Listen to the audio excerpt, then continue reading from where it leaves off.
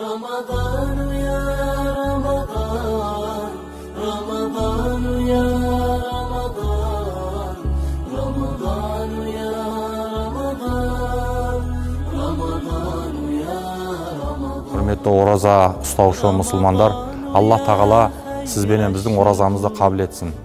Жалпы бұл Рамазан айы берекелі ай. Тіпті бұл несіменен берекелі, Құранның түсуіменен берекелі. Пайғамбарымыз саллаллаху алейхи вассалам Рамазанның уақытында өзіңнің мұсылман бауырыңа жарты құрма беріп болса да тозақтың отынан құтыл деді. Біз Рамазаннан басқа айларда ел-сел қылып жақсылық істеуіміз мүмкін, ел-сел қылып сауап жинауымыз мүмкін. Бірақ Рамазанның